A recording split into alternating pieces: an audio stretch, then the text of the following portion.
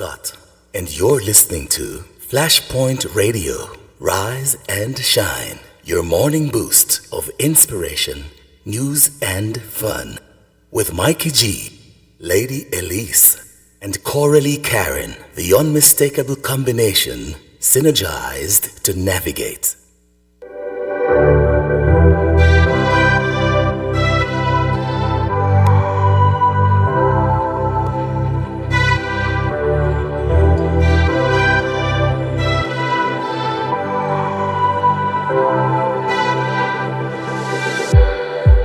It's like we're running in circles, going around every day, getting stuck in the hurdles of yesterday.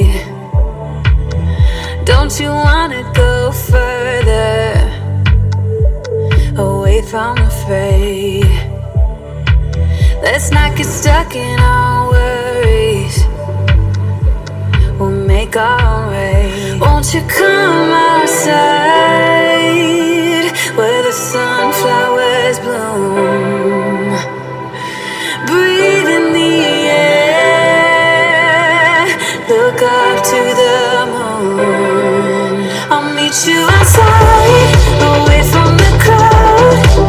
Just you and me together, we'll all sing better outside. Just us in the sky. I will go wherever, I'll be yours forever.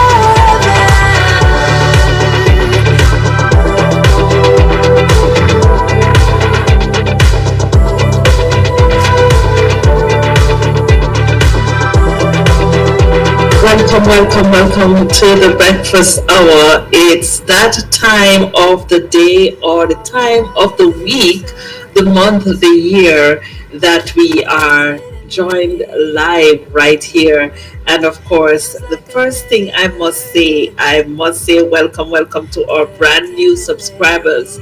We have gone over the 2,000 mark.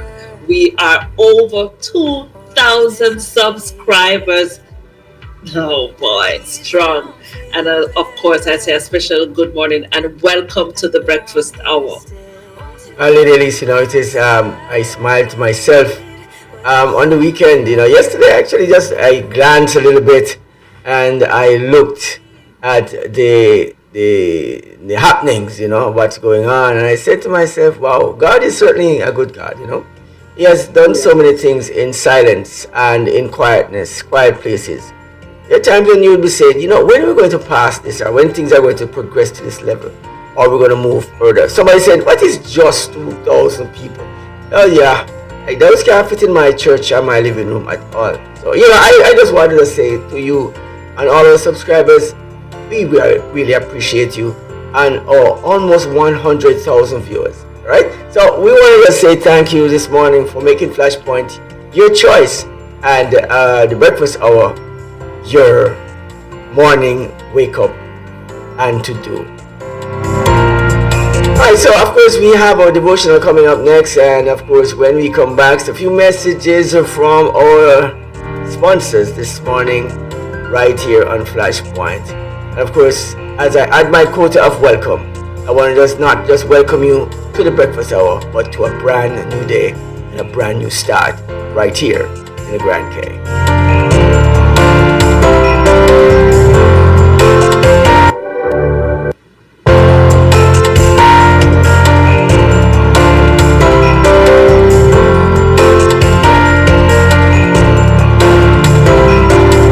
To build your dream home or renovate your space, M&M Construction is the perfect place. We bring your vision to life with precision and quality craftsmanship. From design to construction, we guide you every step, ensuring seamless coordination and superior results. Our professional roof inspection and maintenance services will ensure that your roof is sturdy this hurricane season. So, if you are ready to start your construction journey, call us today at 345-927-7509. Build with confidence.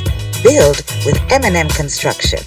345-927-7509. 7509. Good morning. This is day 28. Let your light so shine before men that they may see your good works and glorify your Father in heaven. Matthew chapter 5, verse 16. Let It Shine, written by David McCasland. As a young boy, I enjoyed singing hymns in church. Hymns like Throw Out the Lifeline and Let the Lower Lights Be Burning, which used images of shipwreck and danger at sea to illustrate our spiritual responsibility to others. But living in landlocked Oklahoma, I had never seen the ocean, and my nautical experience was limited to sailing matchbox boats on mud puddles. I knew the words, but had little concept of how to rescue a fainting, struggling seaman. But when we sang it at church, this little light of mine, I'm gonna let it shine. It seemed perfectly clear what I should do. Jesus said, "You are the light of the world. Let your light so shine before men that they may see your good works and glorify your Father in heaven." We memorized the Beatitudes as an example of how we could let our lives shine for Him. As a child, I understood that I should not be ashamed to live for Jesus. A secret Christian was like a lamp hidden under a basket instead of shining openly where it could help others. Today, people around us are in spiritual danger and darkness. Young or old, we can let our light shine for Him and for them. Oh, make me, Lord, so much like Thee, my life controlled by power divine, that I a shining light may be, from which Thy grace may ever shine. Our quote this morning reads, "A single light can provide hope in the darkest night." End quote. I'm Audley Scott, and you're listening to Flashpoint Radio, Rise and Shine, your morning boost of inspiration, news, and fun. With Mikey G, Lady Elise, and Coralie Karen, the unmistakable combination, synergized to navigate.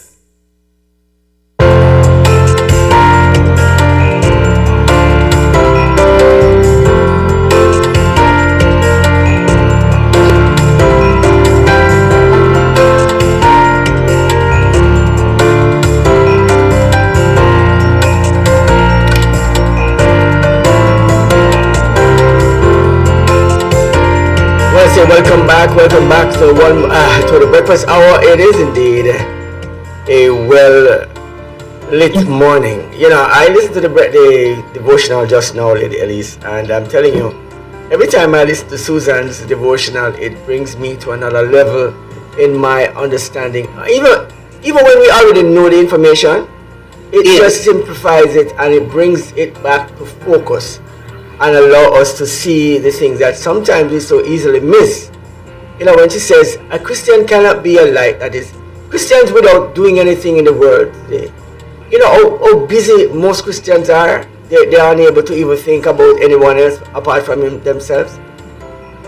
And you start to wonder if you have lost your purpose, you know. The point is, sometimes and I had a conversation over the weekend, and it was with someone that normally walks in the morning, and I am a walker as well. That's a part of my self-care routine. And he mentioned to me that he practices mindfulness, and that means that he has to declutter his mind and certainly find his way amid all the chaos. And though the noise is so loud, plotting your way and finding your journey, it's something that you have to be deliberate with. I don't know what kind of weekend you have had, but I'm certainly happy that you took the time out to join us for this episode of the Breakfast Hour.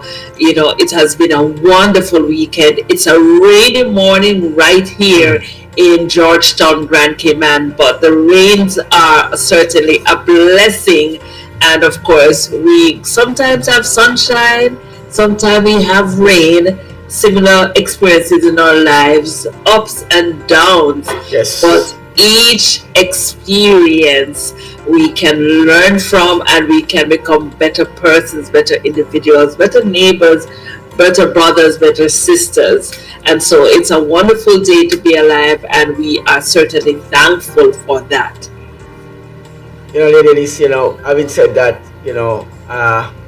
we know that while we are so busy sometimes, and we constantly, seemingly, undoubtedly, don't even understand our purpose at some point. Sometimes we Yes. simply forget Yes. why we are here. I can tell it's not a simple thing sometimes for some persons to navigate that journey. The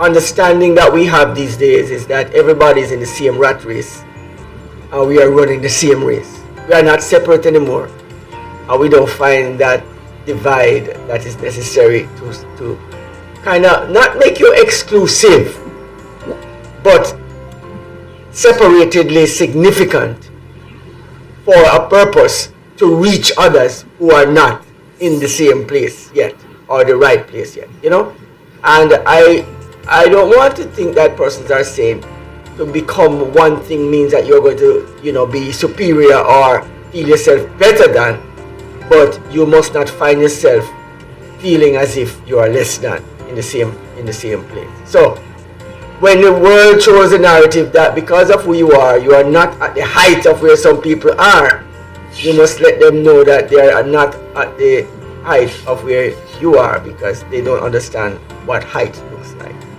I watched my friend climb a coconut tree yesterday.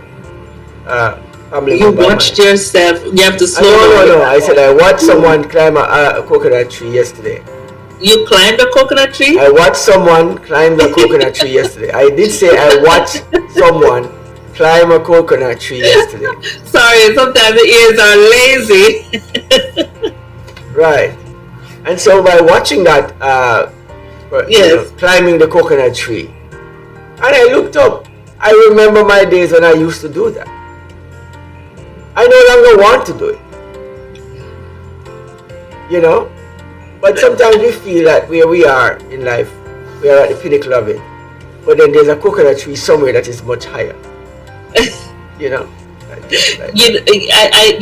appreciate the fact that we learn so many lessons just from the simple experiences around us. So you would have seen and recall the days when you used to climb it. Well, you're not interested in climbing the coconut tree anymore. No, I'm not interested in climbing the coconut tree. Not interested. And so that it is. Life is dynamic. And so I want to welcome all the listeners and viewers joining us on all our social media platforms. We want to welcome our brand new subscribers, over 2,000 and climbing.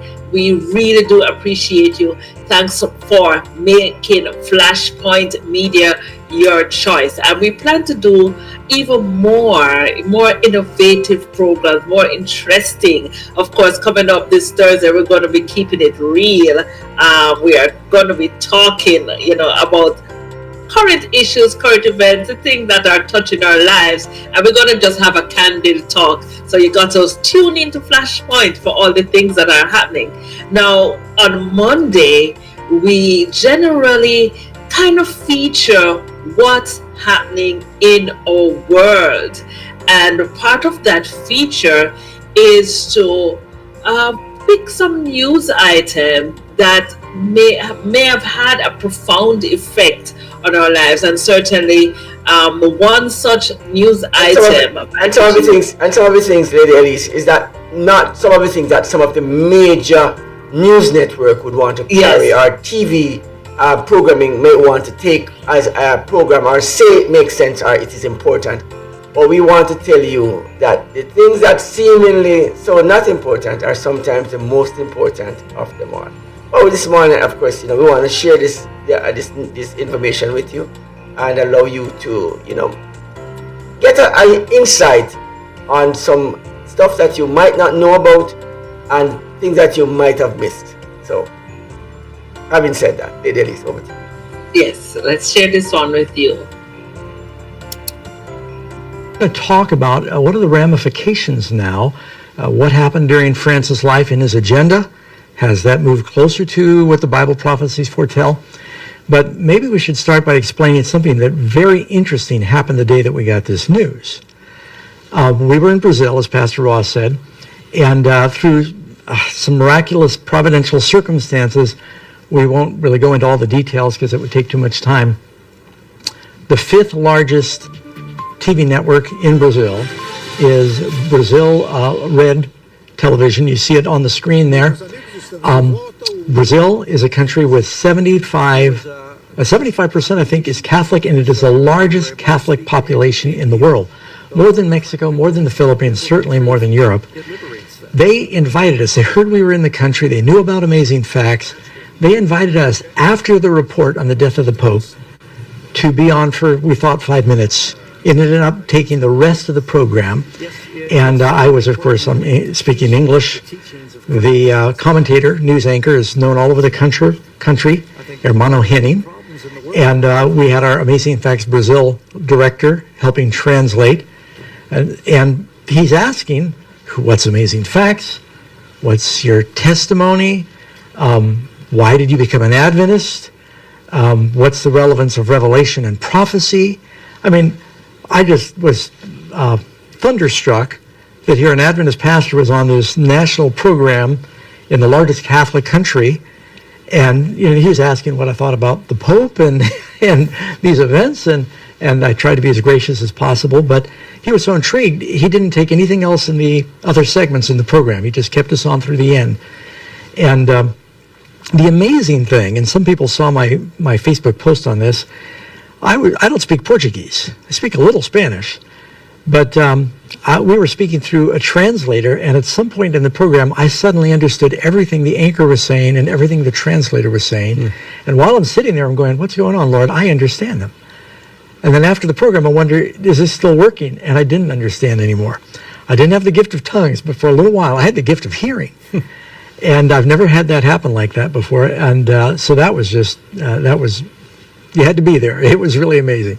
Pastor, it was interesting. I was actually watching it live as this took place, and you could tell the news anchor, this is just regular evening news, and Prime time. come in, primetime news, and the anchor was, asking in Portuguese, but eventually he got so into what you were sharing in your story and the different things, he started speaking in English to you. Yeah. And our translator had to start translating it in Portuguese. For the listeners. He just got carried away. So it was really just an incredible opportunity. And then he was asking about Amazing Facts Brazil, and he put the lower third up. They didn't ask us for it. They found it. They put it up, and so they're advertising all over Brazil, Amazing Facts Brazil.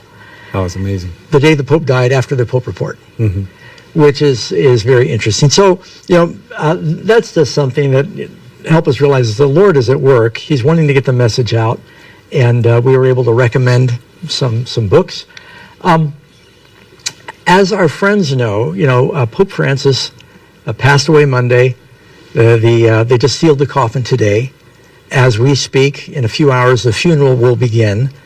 Leaders from around the world, the top leaders from around the world are going to be there. And it's going to be a pretty spectacular event. I'll be in church preaching. We're going to be talking about our mission report in the Dominican Republic for anyone that wants to see that. That'll be on. And one of the reasons I think it's important for us to look at the chapter of Francis' influence is it says in Revelation chapter 13, verse 3, speaking of the beast's power, it says, I saw one of his heads as if it had been wounded, mortally wounded, and his deadly wound was healed. And all the world marveled and followed the beast. Now, just to give a little background, I think most traditional Protestants believe that this first beast in Revelation 13 is the Catholic Church. It's the same power that you find in Revelation chapter 17.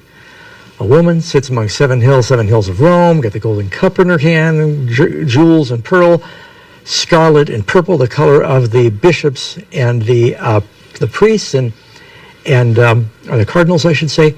And the fact that this first beast represents the Catholic Church, and they had a deadly wound. They started in power when they were given an army in 538 AD.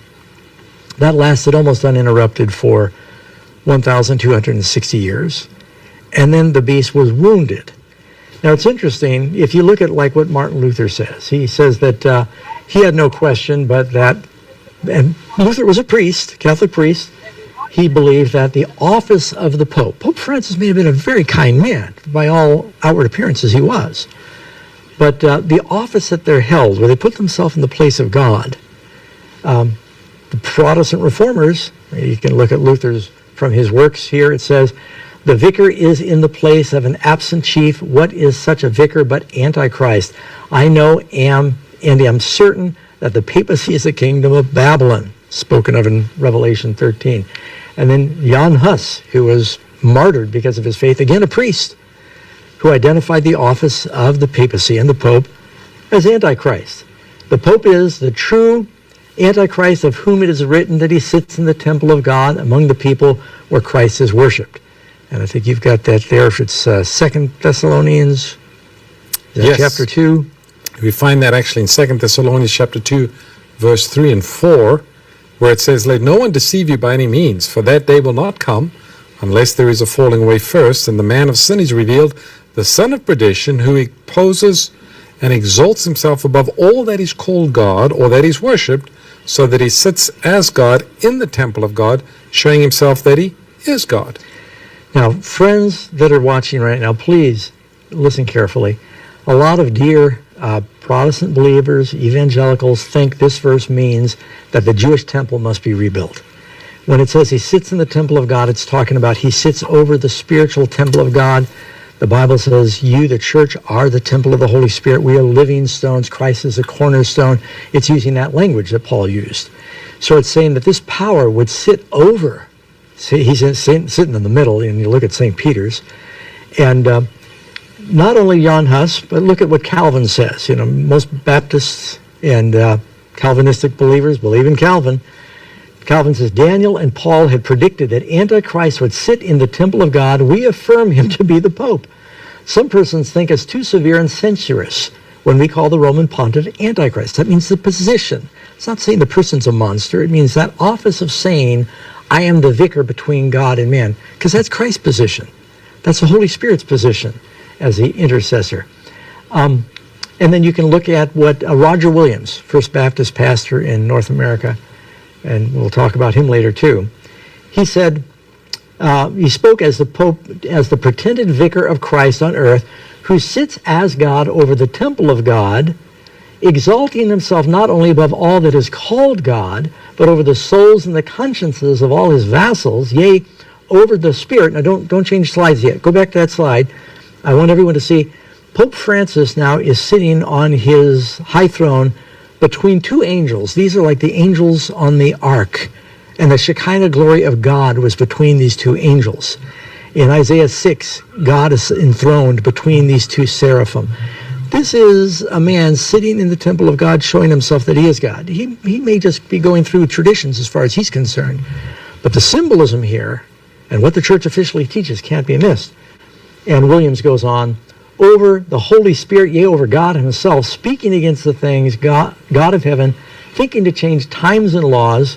Well, Sabbath is one example of that. They say they changed it from the first day to the seventh day. But he is the son of perdition.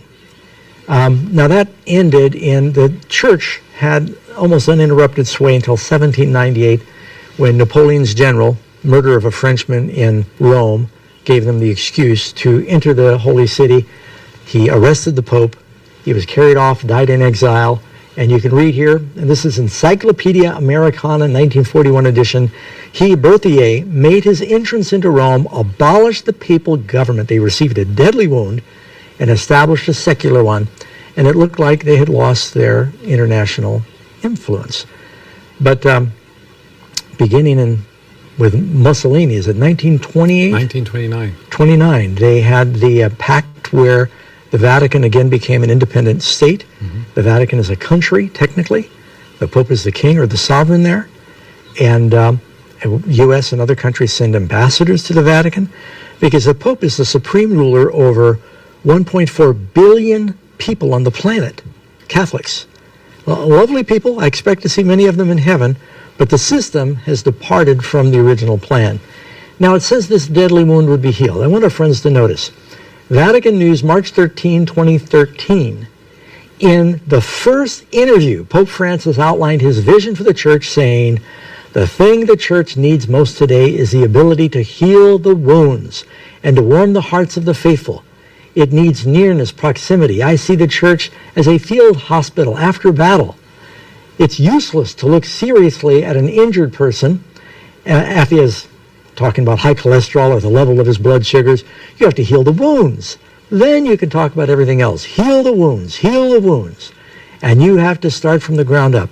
His whole ministry, and matter of fact, one of the last public letters the Pope wrote a month ago, he used the same language. It says, "Many steps have been taken in these decades to heal the wounds of centuries and millennia." And actually, the message was, Jesus reveals the heart of God. He heals our wounds so we can love each other as brothers. He wrote in one of his final messages, and that was just March, a little less than a month ago. So his ministry, and the reason we're focusing on this is Francis accomplished a tremendous amount in trying to bring the Christian church back. All Christians used to be under the papacy, with the exception of Hussites and Waldenses and a few others. And then you had the Protestant Reformation. There's a great wound through the sword, the word, and they're trying to reunite. And he made incredible, Herculean efforts to do that. Here's a picture of Pope Francis with the Archbishop of Canterbury. During the time of Henry VIII, they split off. And then here you have they celebrated in 2016 the end of the Reformation by reuniting on the 500th anniversary, reuniting with the Lutherans. Lutheran leaders ask forgiveness of Rome. And if you read all that report, Martin Luther would probably be spinning in his grave if he could read what happened then. The Pope showed a lot more openness to women's involvement in clergy, though he never did go along with ordaining women priests. He put more women in charge of church management and made a lot of changes there. Francis met with Bartholomew, who is the leader of the Orthodox Church, and calling for Francis and Bartholomew issued resounding historic calls for church reunification, healing the wound. This is the language he used. Pope Francis and the Greek Orthodox Archbishop, December 16, 2022, seeking to reconcile.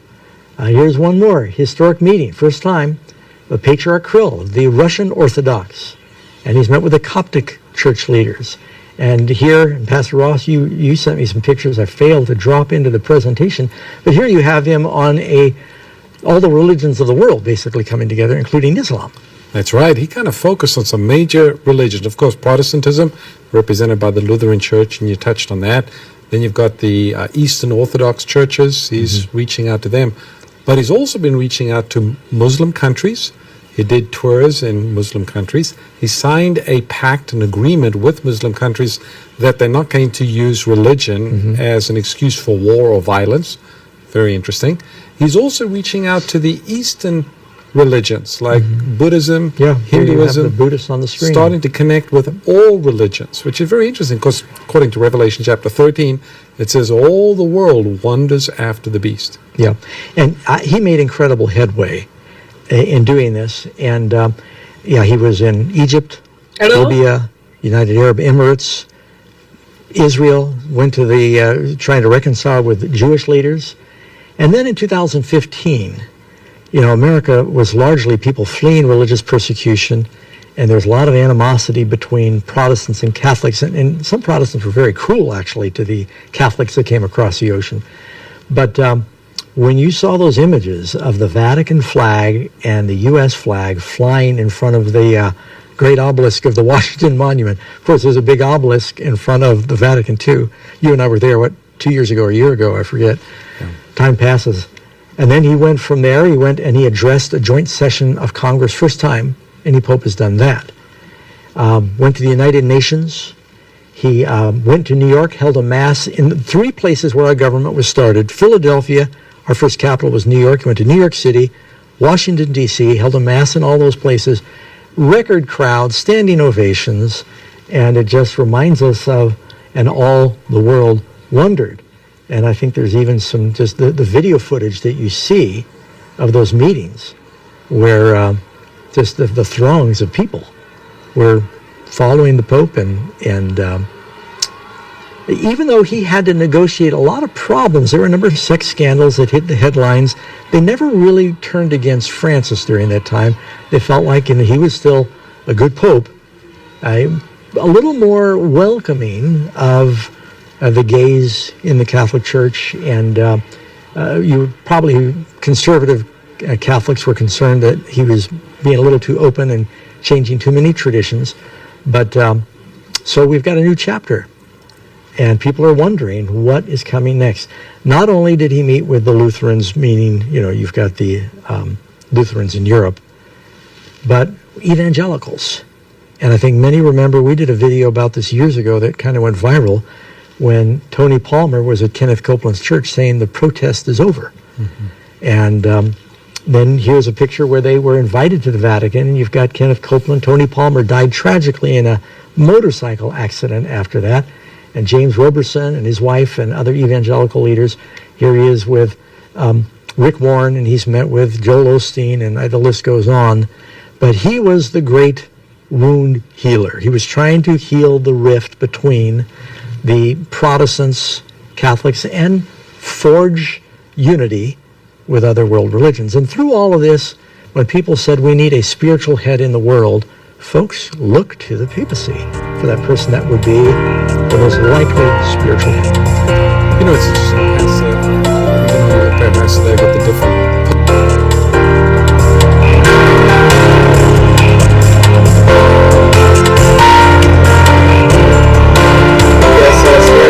Yes. Wow.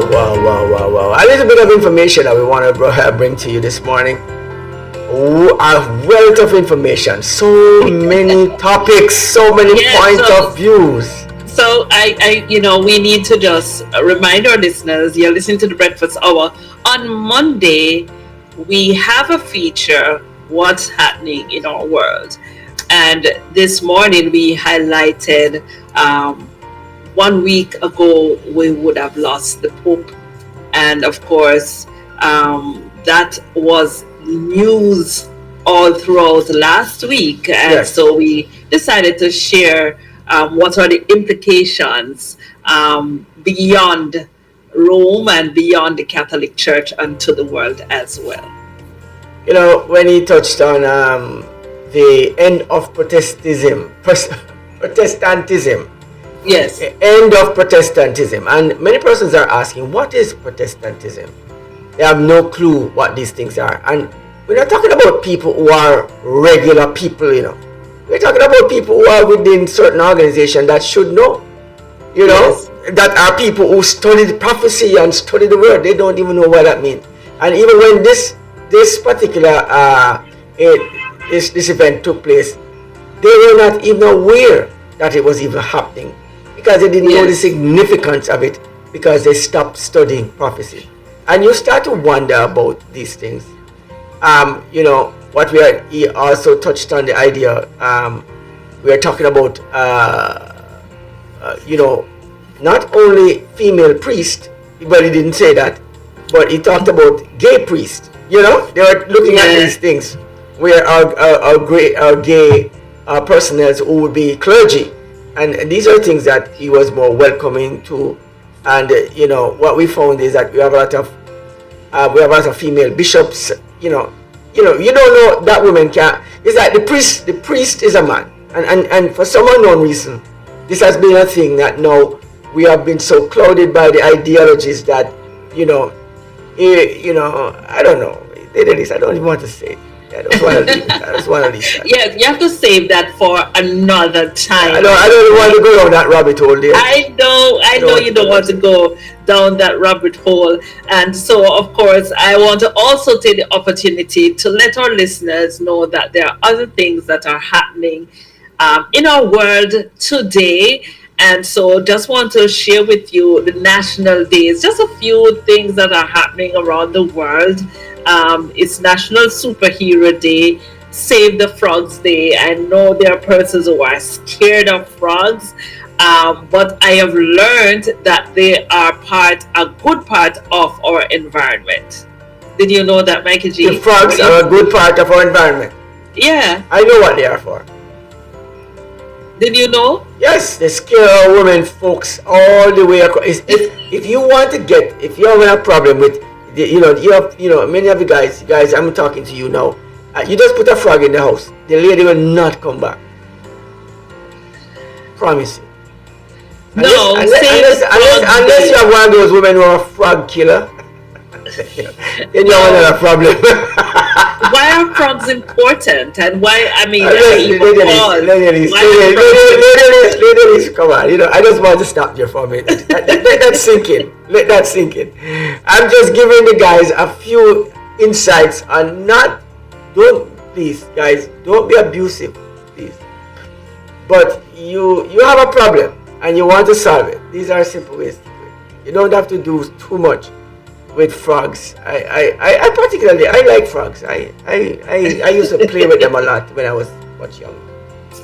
All right, I allow you your frog moment. I'm done. I'm finished, ladies. All right, so it's Save the Frogs Day, and let me just quickly share. Let's save all those frogs, please, guys. Save it. Did I tell you a story about me and my friend? I want to tell you a story about my friend. Come on, let me tell you this one. So I caught this night. So all right, let me go. So I don't think he's my friend anymore. But anyways, so I got this frog. He came over. My brother has a garage, and so they would come to the garage, and so I would, they'd come across my section because I had my own little business going on in the same location as well. And as they walk across and they say, "Hey, what's up, man? Long time I don't see you." I had a frog in my hand. Ladies. I had caught a little frog and I said, I'm going to pull a prank on it. And so as he shook my hand, the frog was in the middle of my hand. And so when he felt anything moving, I just give it to him. And he took it and he opened his hand. He had the legs sticking out. And he just run away, It could have been, if persons are scared. I know. That's what I'm saying. I'm telling you what is happening to the frogs. All right, so we're going back in history. And I say save the frogs. Don't kick them around, guys. Please, save the frogs. Thank you for your story. Thank you for your story. All right. The background of Save the Frogs Day can be traced back to 2008 when it was founded by Dr. Kerry Krieger. Since its inception, the event has become the world's largest day of education and conservation action for amphibians. Now, frogs can be found all over the world and have been on the earth for an incredibly long time, right?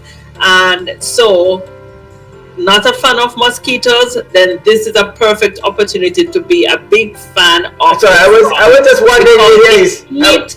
Tons of them every year. I was wondering, apart from me using the frog to scare my friends away and all that. Frogs eat mosquitoes. What is the benefit of having frogs around? Yeah. They eat mosquitoes. They keep the bug population. So minimum. It maintains a sort of a balance. So in this ecosystem, God has provided for all the little flaws. Yes, even the frog is important, and that is the message today. Even the frogs are important. To save the frogs. The frogs are important. So if we have too many mosquitoes, you need more frogs around. Yes. I would go. I remember sleeping at night, and I could just hear the thing pee in my ears. So if I just put a frog in the house, it will just get the mosquitoes away. I thinking, no, that you're saying that. So I'm just telling our friends, guys, if you have mosquitoes inside your house, put frogs inside. Mosquitoes are gone. Yes, yes, yes, yes. Of course. I said yes to that one. But as we get out of studio, we are getting out of studio. I have to share some stuff. All right, ladies. All right, Lady Elise. All right, so I just want to share with you some things that are happening Yes. locally. Just going to do a quick rundown of the news that would have been happening all around us. Now, a cyclist is in critical condition after another hit and run right here in the Cayman Islands. And this cyclist was hit by a driver on South Church Street, and he remains in critical condition. Housing block for BRAC school construction workers open, a major boost for the infrastructure projects on Cayman BRAC. A new accommodation facility for construction workers has officially opened. And of course, over there in Cayman, yes, over here in Cayman, swift thinking scuba diver saves giant eagle ray, a heroic underwater rescue. Dive master at Eden Rock Diving Center recently saved a spotted eagle ray entangled in the fishing line near Eden Rock Reef. The ray had a hook in its mouth and about 70 feet of fishing line trailing behind it. And of course, someone was able to do an underwater save there. Family halts autopsy of 11-year-old over there in Guyana. Tensions are rising following the death of an 11-year-old whose body was found with bruises in a hotel swimming pool. The family has refused a government-appointed autopsy, demanding an independent pathologist with no ties to the government. Caribbean nations among global leaders in fight against financial crime. Some positive news for the Caribbean. Dominica, St. Vincent, and the Grenadines and Barbados have been ranked among the top 20 countries worldwide for transparency and resilience against financial crime, according to the 2025 Secretariat Economic Crime Index. And of course, finally, Mighty and Meek say farewell to Pope Francis, an emotional farewell to the Vatican. Thousands of mourners, from world leaders to everyday citizens, attended the funeral mass for Pope Francis in St. Peter's Square. His simple wooden coffin traveled through Rome aboard a modified Pope Mobile to St. Mary Major Basilica, where migrants, prisoners, and the homeless awaited him with white roses. And of course, Pope among the people, that's what he was called, right? So Pope Francis had personally planned the humble rites to reflect his lifelong message that the church should always be a home with its doors open to all. That's just a little rundown of little news from here and there and everywhere. I want to thank you this morning for joining us for this episode of the Breakfast Hour. And we want to wish you all the best. Stay dry if you're here in the Cayman Islands. And if you're anywhere in the world, stay good, stay sweet, stay smart, stay loved, and stay calm. Ladies, I want to thank you for giving us these updates this morning. Of course, it is indeed very interesting updates you just brought to our attention, and some questionable ones. The construction, I was thinking about that one a little bit, but I guess with time we get a chance to explore some more of these events that takes place. Dive master who dived and rescued that fish that had this thing in his mouth, and Yes. So we still have heroes of the day, but they call the men, they have heroes, what they call it, Superman syndrome. Men Well, have, today is Superhero Day. I know, I That is know, on the I know, National Day calendar. that's not something that is lauded anymore. The men who have what you call it, Superman syndromes are somewhat shamed because you need to rescue us, that kind of thing, and it's not something well lauded anymore. But it's good to see that men are still out there who think that they are useful and can be Supermen and be rescuers just the same, and would like to go out and do something awesome, without anybody have to say, yeah, you don't have to do it, because it doesn't make any sense. That kind of thing. All right, having said that, I wanted to say, all right, hey, Elise, over to you. Having said that, I just want to wish you all the best for today and beyond today. Continue to listen to our web radio via www.flashpointmedia.ky. Remember, live purposely. Live today as if it is your very last day. Give somebody a call, give somebody a hug, share a smile, share positivity. And I'd say have yourself a wonderful day. See you tomorrow, same time, same place. All right, guys, same here. Yeah, just say ditto, and I'm done. All right, it was a good morning, ladies. And I would say to our viewers and listeners this morning, wherever you are, have yourself a God bless day. Keep it locked right here on Flashpoint. Much more to come.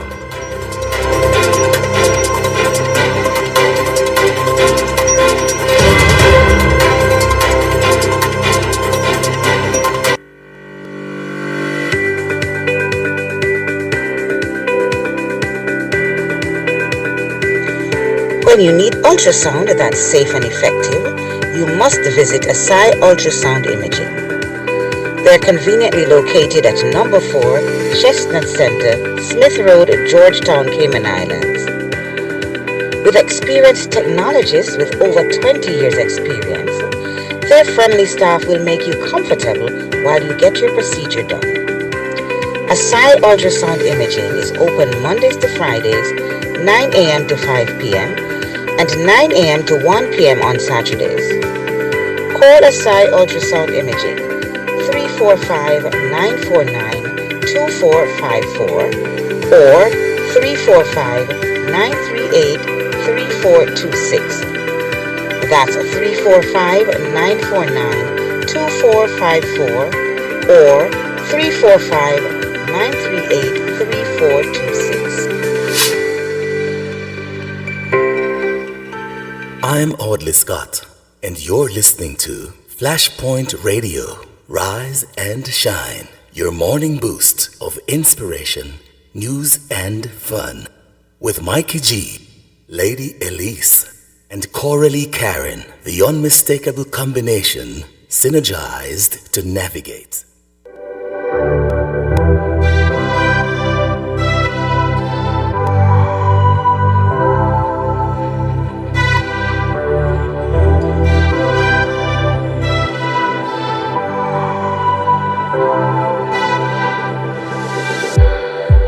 It's like we're running in circles, going around every day, getting stuck in the hurdles of yesterday. Don't you wanna go further away from the fray? Let's not get stuck in our worries, we'll make our own way. Won't you come outside where the sunflowers bloom? Breathe in the air, look up to the moon. I'll meet you outside, away from the crowd. Just you and me together, we'll all sing better outside. Just us in the sky.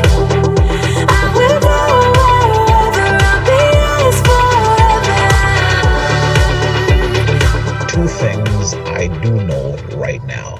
One, you're listening to Flashpoint Radio. Number two, you ain't gonna keep it to yourself. Flashpoint Radio. Internet comes alive. Inspiration? Huh. in a class by itself.